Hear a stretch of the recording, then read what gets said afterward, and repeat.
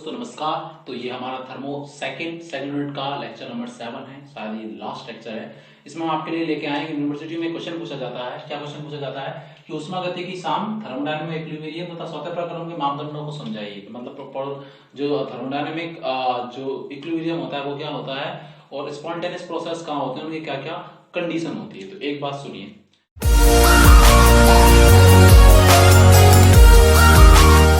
कि जो उत्क्रमणीय प्रक्रम होते हैं वो एक्चुअल में किसको शो करते हैं। मुझे पता है कि उत्क्रमणीय प्रक्रम दोनों दिशाओं में चलते हैं, वो उत्क्रमणीय अभिक्रिया में वही होती है। और उत्क्रमणीय अभिक्रियाओं में क्या स्थापित होता है, साम। साम्य का मतलब जब क्रियाकार उत्पाद की कंसंट्रेशन सेम होती है, मतलब लगभग स्थिर होती है। अभी हम अगले यूनिट में बात करेंगे।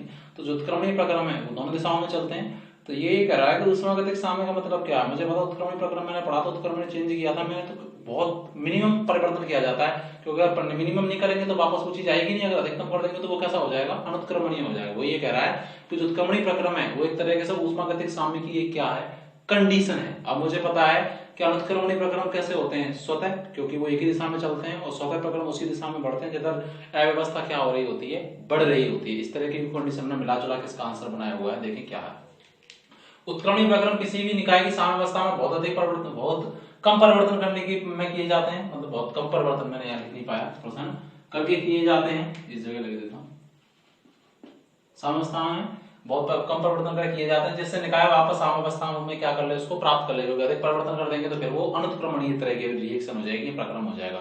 कम करेंगे तभी वो वापस आ सकता है, मैंने फर्स्ट यूनिट में भी समझाया था। ठीक है, इस प्रकार हम कह सकते हैं कि साम्यावस्था जो है उत्क्रमणीय प्रक्रम की क्या है, स्थिति है। इसी को हम क्या बोल रहे हैं, ऊष्मागतिक साम्य। या एक आता है कि तापीय साम्य क्या है, थर्मोडायनामिक इक्विलिब्रियम क्या होता है कि जब जो परिवर्तन है उसमें ताप क्या है, कांस्टेंट है, तो उसको क्या बोलते हैं, तापीय साम्य। आप पहले भी तापीय साम्य या आयतनिक साम्य की बात कर चुके हैं, जो टेम्परेचर कांस्टेंट है सारा सारा।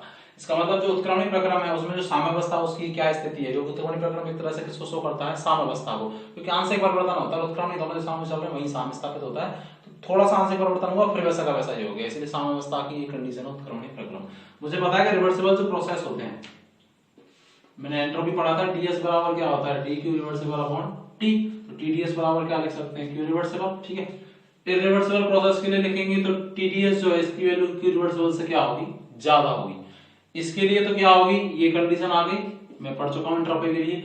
इसके लिए इसकी वैल्यू क्या होती है, इरिवर्सिबल से टीडीएस की एंट्रोपी चेंज की वैल्यू क्या होती है, ज्यादा होती है।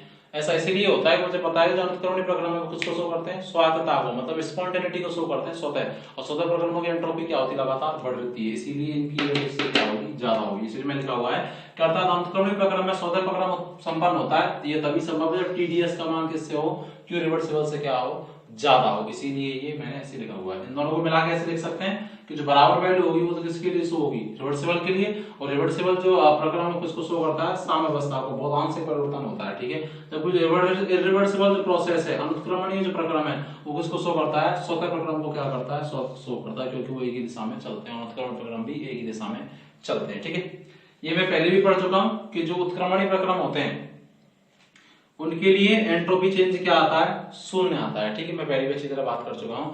और जो अनुत्क्रमणीय प्रोग्राम होते हैं उनके लिए सिस्टम प्लस सराउंडिंग, टोटल जो एंट्रोपी सिस्टम मतलब तंत्र की, सराउंडिंग में परिवेश की, मतलब टोटल यूनिवर्सल एंट्रोपी क्या होती है, रिवर्सिबल स्पॉन्टेनियस प्रोसेस के लिए क्या हो रही होती है, बढ़ रही होती है। होती क्या है, बढ़ती है, क्योंकि जितने भी अपने आप प्रोग्राम हो रहे हैं उन सबकी एंट्रोपी लगातार क्या हो रही है, बढ़ रही है। बारिश हो रही है, झरने चल रहे हैं, जो भी ब्रह्मांड में जो भी गड़बड़ी है, इसका मतलब अव्यवस्थाएं बढ़ रही हैं। तो जो भी स्पॉन्टेनियस या अनुत्क्रमणीय प्रक्रम उनकी एंट्रोपी लगातार क्या हो रही है, बढ़ रही है। तो ये भी एक ऐसी कंडीशन हो गई। और इसको मैं यहाँ पे भी लिख सकता था, डबल बराबर जीरो। जो भी रिवर्सिबल प्रोसेस है उनके लिए एंट्रोपी चेंज क्या होता है, जीरो होता है। हम अच्छी तरह बात कर चुके हैं, टोटल एंट्रोपी क्या होती है, जीरो होती है। ठीक है, फर्स्ट लॉ से मैं जानता हूँ Q बराबर du प्लस W। अगर इसको मैं इस इक्वेशन में शिफ्ट कर दूं 3 वाले में, तो ये इक्वेशन बन सकती है क्या, TDS के बराबर Q रिवर्सिबल और Q का मान यहाँ रख देंगे तो du प्लस W। इसको इधर ले आएंगे तो किसमें आ जाएगा, नेगेटिव में। तो एक इक्वेशन बन सकती है, और एक इक्वेशन जो बराबर है वो किसको शो कर रहा है, उत्क्रमणीयता को, और जो ज्यादा का चिन्ह वो किसको शो कर रहा है, अनुत्क्रमणीयता को, स्पॉन्टेनिटी को। क्यों कर रहा है, क्योंकि मैं जानता हूं कि इसमें एंट्रोपी क्या होनी चाहिए, बढ़नी चाहिए। क्यू रिवर्सिबल की जगह में क्या ले सकता हूं, du प्लस W, तो मैंने रख दिया। W की जगह क्या ले सकता हूं मैं, PdV। इधर पॉजिटिव थे, इधर लाएंगे तो नेगेटिव हो जाएगा। जैसे इधर रखा, इसको इधर लाएंगे, इसकी तरफ क्यू TDS के बगल में आगे क्या है, क्यू रिवर्सिबल बराबर du प्लस W, इसको इधर लाएंगे तो नेगेटिव में हो जाएगा। बराबर का चिन्ह किसको शो करेगा, अनुत्क्रमणीयता को, मतलब उत्क्रमणीयता को बराबर का, और जो ग्रेटर देन का चिन्ह उसको शो करेगा रिवर्सिबल को या अनुक्रमणीयता को या इसको स्वतः प्रक्रम को।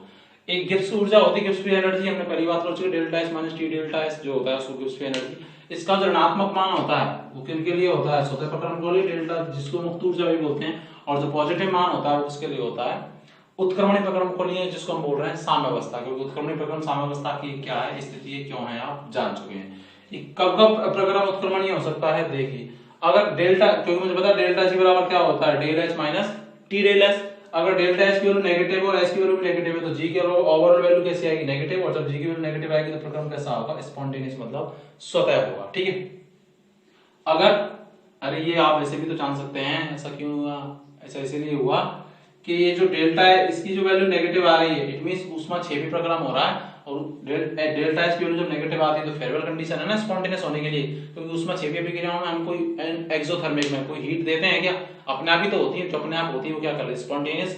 इसी डेल जी की वैल्यू जब नेगेटिव आती है तो कौन सा प्रश्न होता है, स्वतः। अगर एच की वैल्यू पॉजिटिव है और एस की वैल्यू क्या है, नेगेटिव है, तो ओवरऑल वैल्यू क्या आ जाएगी, पॉजिटिव आ जाएगी। तो अगर पॉजिटिव आ जाएगी तो ये स्पॉन्टेनियस होगा क्या, नहीं होगा।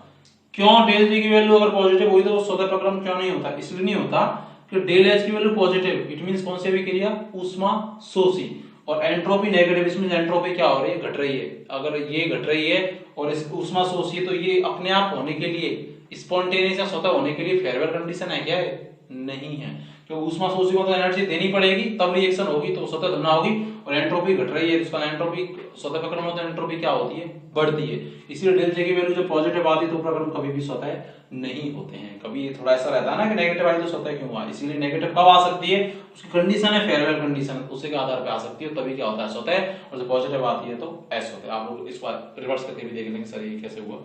अगर दोनों की वैल्यू पॉजिटिव है, डेल्टा एच की वैल्यू भी पॉजिटिव है और डेल्टा एस की वैल्यू भी क्या है, पॉजिटिव है, तो स्वतः प्रक्रम हो सकता है क्या, हो सकता है। तब हो सकता है कि जो टी डेल्टा एस का जो मोड है, जो टोटल मान है डेल्टा एस से क्या हो जाता है, क्योंकि ये पॉजिटिव है, ये पॉजिटिव है, लेकिन बीच में तो कैसा साइन है, नेगेटिव, तो अगर टेम्परेचर ज्यादा होगा, इस पूरी वैल्यू ज्यादा होगी तो ये ओवरऑल जी की वैल्यू कैसी आएगी, नेगेटिव आएगी। अगर नेगेटिव आएगी तो वो क्या हो जाएगा, फिर स्पॉन्टेनियस प्रोसेस हो जाएगा। अगर दोनों पॉजिटिव होते, ये वाला डेल्टा एच और डेल्टा एच, लेकिन जो मोड ऑफ डेल्टा एच है वो कैसा होता, किससे ज्यादा होता है, टी डेल्टा एच, मतलब जो डेल्टा एच की ओवरऑल वैल्यू वो टी डेल्टा एच से कैसी होती ज्यादा, और दोनों ही किसमें पॉजिटिव में, तो डेल्टा एच कैसा हो जाता ज्यादा, और डेल्टा एच कैसा है पॉजिटिव में, तो पॉजिटिव में तो डेल जी की वैल्यू भी कैसी आती पॉजिटिव में, तो फिर वो स्वतः होता क्या, नहीं, क्योंकि स्वतः होने के लिए डेल्टा एच कैसा होना चाहिए, नेगेटिव, डेल्टा एच ये कंडीशन हो सकती है, ये कंडीशन हो सकती है। इसीलिए अगर डेल्टा एच जब नेगेटिव होता है तो उसकी कंडीशन है कि एक तो एंथैल्पी में परिवर्तन कैसा होना चाहिए, ऋणात्मक, मतलब ऊष्माक्षेपी, और एंट्रोपी क्या होनी चाहिए, बढ़नी चाहिए।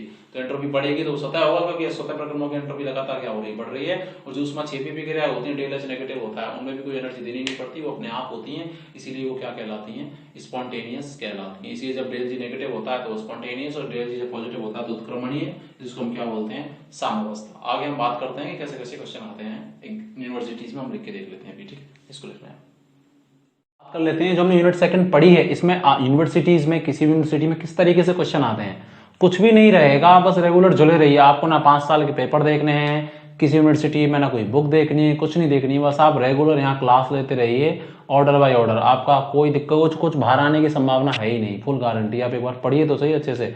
जो नोट्स हैं उनको भी हम आपके लिए यूट्यूब पे अपलोड कर देंगे, क्योंकि आप अच्छे से लिख नहीं पाए होंगे, और भी कुछ मैटर होगा उसको इंक्लूड करके हम 2 यूनिटों के थर्मोडायनेमिक्स फर्स्ट और थर्मोडायनेमिक्स सेकंड 5 यूनिट के करेंगे पढ़ाने के बाद, लेकिन अभी दोनों के हम अपलोड कर देंगे। टेंशन ना लें, बस जुड़े रहें और पढ़ते रहें और सर को सपोर्ट करते रहें, और तो क्या। देखो कैसे क्वेश्चन आते हैं।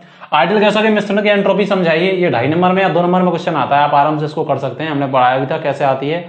डेल्टा एस बराबर -r summation NiLn xi, Ni मोलों की संख्या और xi मोलन्स होता है किसी भी गैस का, जितनी गैस होती है उनके मोलन्स, ठीक है, यही आया था, क्या आराम से कर देंगे। अब दोनों 2.5 नंबर में पूछा जाता है, ठीक है। सिद्ध कीजिए किसी क्रिस्टल के ठोस पदार्थ की एंट्रोपी का मान उसके परम ताप और उष्माधारिता का क्या होता है, 1/3। ये हमने किया था, क्वेश्चन लिखा हुआ है हम लोगों ने, T³ से ATQ होता है, Cp बराबर उसको रख देंगे एंट्रोपी के फॉर्मूले में। एंट्रोपी का फॉर्मूला क्या आया था, Cp/dT/T, समेशन डेल्टा एस बराबर समेशन Cp/dT/T आया था, या Cp/ln dt आया था, ठीक है, कर देंगे इसको, कोई दिक्कत वाली बात नहीं। ये भी 2.5 नंबर में पूछा जाता है।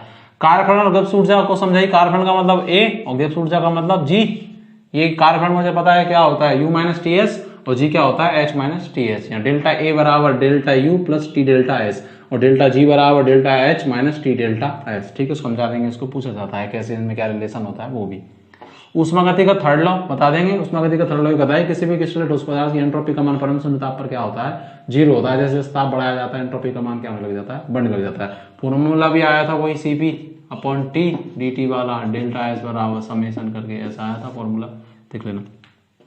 नस्ट-रीच थ्योरम को समझाइए क्या होती है, इसका सिद्धांत क्या है। नस्ट-रीच थ्योरम क्या होती है, डेल्टा जी और डेल्टा एच में रिलेशन बताती है कि जब तापमान को कम करते जाते हैं तो दोनों के मान डेल्टा जी और डेल्टा एच का मान क्या हो जाता है, एक समान रूप से घटने लग जाता है। ठीक है, हमने एक ऐसा डायग्राम भी बनाया था, आपको याद हो तो, नस्ट-रीच थ्योरम में यूं करके और यूं। ठीक है, डेल्टा जी डेल्टा एच और टेम्परेचर के बीच में। ठीक है, किसी भी पदार्थ की एंट्रोपी से आप क्या समझते हैं बता देंगे। इस पर टेम्परेचर, प्रेशर और वॉल्यूम और टेम्परेचर के प्रभाव को कुछ भी पूछा सकता है। टेम्परेचर प्रेशर का प्रभाव पूछा जा सकता है और वॉल्यूम और टेम्परेचर का प्रभाव पूछा जा सकता है। हमने दोनों लिखे थे, टेम्परेचर और वॉल्यूम का लिखा तो था डेल्टा एच बराबर Cv/T dt minus del B upon del T at constant P dV। ऐसे प्रेशर का भी लिखा था और ऐसे ही टेम्परेचर प्रेशर का लिखा था और टेम्परेचर और किसका लिखा था, वॉल्यूम का। इससे हमने आदर्श गैसों का समीकरण भी निकाले थे। ठीक है, गिब्स हेल्महोल्ट्ज समीकरण क्या होती है समझाइए, हमने पढ़ा था डेल्टा जी बराबर delta H plus T del G upon del T at constant P, पढ़ चुके ना हम लोग। गिब्स हेल्महोल्ट्ज कैसे आती व्युत्पन्न भी कर देंगे, मैंने अच्छे से बताई हुई है, D del G upon T at constant P। ठीक है, 1 मोल आइडियल गैस के लिए कार्नोट साइकिल की व्याख्या कीजिए। कार्नोट साइकिल हम पढ़ चुके हैं। अगर 5 नंबर में क्वेश्चन आता है तो कार्नोट साइकिल की दक्षता भी बतानी। कार्नोट साइकिल में 4 प्रकार के कार्य होते हैं, प्रसार होते हैं, उत्क्रमणीय रुद्धोष्म, समतापीय रुद्धोष्म, संपीड़न रुद्धोष्म और संपीड़न समतापीय। उनमें किए गए कार्य कैसे कैसे होते हैं वो हम लोगों ने पूरा कैलकुलेट किया है, नोट्सों में भी मिल जाएगा और वीडियोज में भी है। ठीक है, 5 नंबर का क्वेश्चन आ जाए तो कार्नोट इंजन की दक्षता भी लिख देनी है ना। ईटा बराबर लिखा था मैंने अपना Q1 - Q2 अपन Q2। Q1 किसी आइडियल गैस के लिए n मोल के लिए समतापी, समदाबी और समायतनिक प्रक्रमों के लिए एंट्रोपी चेंज के जो व्यंजक है उनको क्या कीजिए, व्युत्पन्न कीजिए। 5 नंबर का क्वेश्चन आता है, आप कर सकते हैं। हमने जो टेम्परेचर, वॉल्यूम और टेम्परेचर और प्रेशर के फंक्शन के रूप में जो मान आए थे उसके आधार पर मैं वैल्यू निकाली तो थी। डेल्टा एस बराबर N Cv ln T2 upon T1 plus NR ln V2 upon V1। ऐसी प्रेशर के उपलक्ष्य में निकाली थी कि N Cp ln T2 upon T1 minus NR ln P2 upon P1 निकाली थी। उसके आधार पे हम समतापी में ताप स्थिर रहता है, समतापी में प्रेशर, समायतनिक में वॉल्यूम रहता है, उसके आधार पे 3 हमने निकाले थे, उसको आप अच्छे से कर सकते हैं। इस तरीके से ये हमारी सेकंड यूनिट कंप्लीट हो गई है। अगली जो यूनिट स्टार्ट करेंगे वो स्टार्ट करेंगे थर्ड यूनिट में 2 पार्ट हैं, एक तो केमिकल इक्विलिब्रियम और एक फेज इक्विलिब्रियम, जो अगली यूनिट में हम लोग बात करेंगे। हमारे थर्मो के दोनों यूनिट कंप्लीट हो चुकी हैं, हमने अच्छे से क्वेश्चन भी देख लिए और हम नोट्स भी आप लोगों के लिए अपलोड कर देंगे। उसमें जो भी छोटे छोटे आधे नंबर के भी क्वेश्चन होंगे वो भी मैं वहाँ पे इंक्लूड कर दूंगा। वैसे मैंने मैक्सिमम चीज़ को कवर करने की कोशिश की है। हमको वो पढ़ना है जो एग्जाम में हमको नंबर दिलाए। मैंने ये नहीं कि बुक्सों में तो किसी यूनिवर्सिटी के हिसाब से तो होती नहीं, सारा भरा रहता है। मैंने सब चीज़ को समराइज करके पढ़ा सारा और एग्जाम में नंबर नहीं आया तो मैं नहीं समझता कोई मतलब है। और मैंने ये भी कोशिश की कि कंपटीशन एग्जाम में क्वेश्चन कहाँ से आता तो उसको ज़्यादा उस पर फोकस किया हुआ है, क्योंकि वही आपका उद्देश्य होना चाहिए और एग्जाम में नंबर लाना भी आपका उद्देश्य होना चाहिए। आपको नहीं बोलना चाहिए घर वालों को पट्टा चाहिए, आपके नंबर चाहिए। ठीक है, थैंक्स अ लॉट, मिलते हैं थर्ड यूनिट के साथ। खुश रहिए, जय हिंद।